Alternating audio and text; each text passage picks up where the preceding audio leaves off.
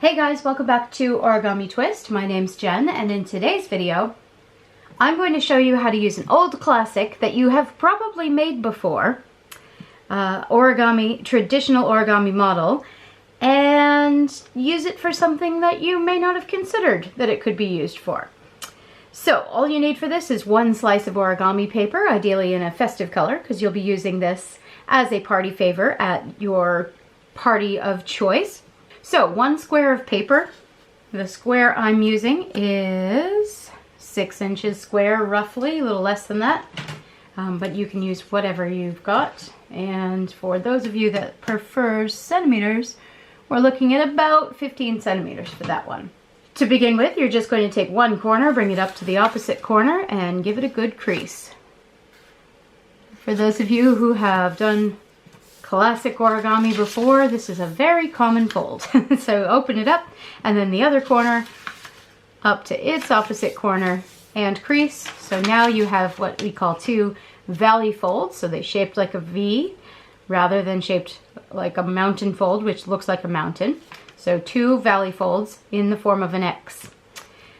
We are now going to do something a little different, and we're going to take the corner and bring it into the center, because when you made that X, it actually crisscrossed right in the middle of the paper, which is fantastic because it's going to give us the mark for future folds with this particular model.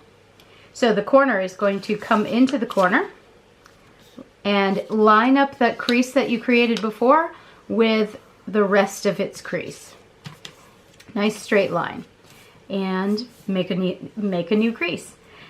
Turn it slightly, and the corner's going to come into the middle all the way around. Now you'll notice this didn't fold perfectly. I would say this is not a perfect square, and I probably was a little lazy with the folding, but this particular model, that's totally okay if it's not perfect. So if you've got new folders, your kids are new to folding, this might be one that they actually really enjoy because it doesn't have to be perfect in order to be successful. Okay, so corner into the middle, once again lining up with the rest of its crease, and corner into the middle, lining up with the rest of its crease. We're now going to turn the entire model over so all of the flaps are tucked underneath, and we've got what looks like a new piece of paper. Now we're going to do exactly what we just did once again. So corner into the middle, and you'll notice that those original creases that were diagonals before are now a plus sign. That's okay, they still crisscross at the center of the paper, so they will do exactly what you need them to do. So corner into the center and crease. And do that with all 4 flaps, making sure they don't overlap with each other. So if there is a little gap is okay. Too close or overlapping is going to cause issues for you. It's going to make it challenging. And again, fold in and fold in. And we're nearly there. So now we're going to, don't flip it over, leave it so these new flaps are facing up, and we're going to fold one edge over to the other edge and crease. And when you do that and hold it down, you'll notice you've got a square here and a square here, and if you turn it over, you've got another square here and another square there. And if you didn't get 4 squares, go back and try it one more time, because you are going to need those squares for the next step. Now the next part is a little bit tricky, but you probably already recognize the model. So if you've done it before, this should be like riding a bike, and if not, I'll walk you through it. So I'm going to hold it up so that the valley fold, remember the fold that creates a V, is up. So we've got 2 flaps facing up and the folded parts facing down.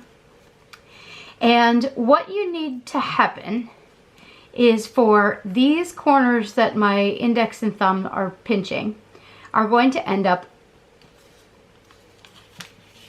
in the middle. And the way that you get them to do that is you need this edge here where the 2 squares meet on both sides. You need those to go out. And when they go out, these corners will all start to come towards the middle. So even if you have to just tell them, okay, you know, tell them with your hands by folding inwards a little bit. Okay, we're going to go out now. And then hold the bottom right of both sides of your paper like this, and then press them towards each other. So do make sure that these are going to go out first, then press them towards each other. And when you do, if you look down at it, you've got this really cool plus sign that from the side looks a little bit like a top. And now you may want to give it a little crease. Whoops, excuse me. Give it a little crease here so that it stays in shape. But that is the next to last step.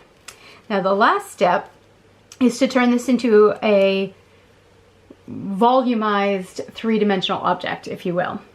And you're going to do that by, remember those little squares that I talked about a little while ago?